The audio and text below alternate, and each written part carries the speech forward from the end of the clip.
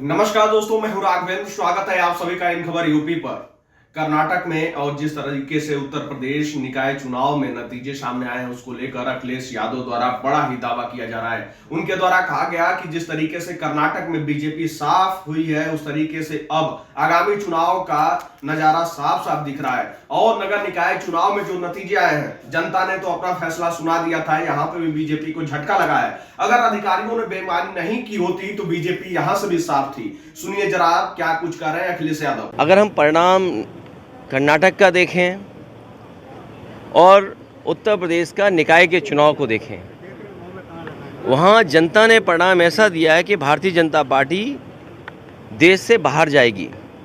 और जो निकाय चुनाव में थे, अधिकारियों ने अगर बेईमानी न की होती और जिस तरीके से जगह जगह से सूचनाएं मिल रही हैं, अधिकारी खुलेआम हस्तक्षेप कर रहे थे।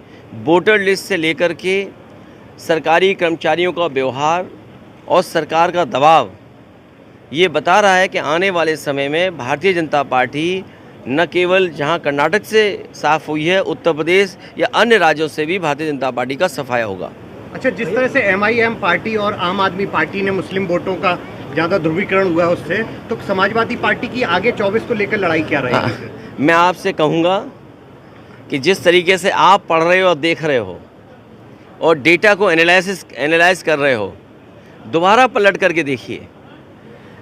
कई बार भारतीय जनता पार्टी सीधे लड़ती है और कई बार भारतीय जनता पार्टी कुछ दलों को आगे करके लड़ती है। इसलिए आपको इन चीज़ों को सोचना पड़ेगा।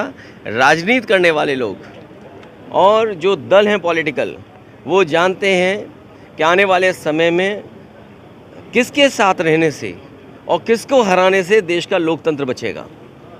और आने वाले समय में जिस तरीके से कर्नाटक में बदलाव हुआ है या उत्तर प्रदेश में आज भी अगर हम हिसाब किताब वोटों का लगाएं, जितना जन समर्थन लगातार समाजवादी पार्टी का बढ़ा है।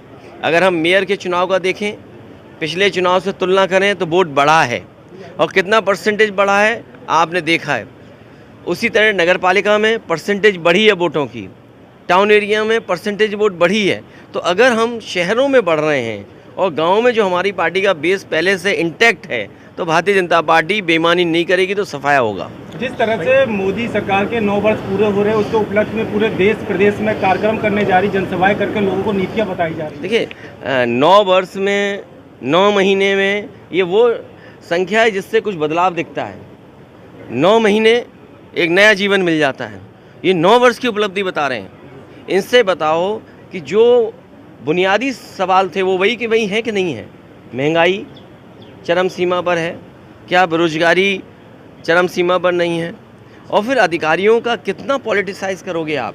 जो पार्टी अपने आप को ये कहती थी कि हम अधिकारियों को पॉलिटिसाइज नहीं करते, अधिकारी बड़ी संख्या में भारतीय जनता पार्टी के कार्यकर्ता बनकर के काम कर रहे हैं। तो क्या लग रहा है कि जनता की समस्याओं को लेकर खड़े उतर पाए हैं सरकार? देखिए, आपको याद होगा धुएं के लिए सुप्रीम कोर्ट को हस्तक्षेप करना पड़ा और इस देश के वो प्रधानमंत्री हैं या वो बीजेपी है जिसने सबसे ज़्यादा झाड़ू उठाया।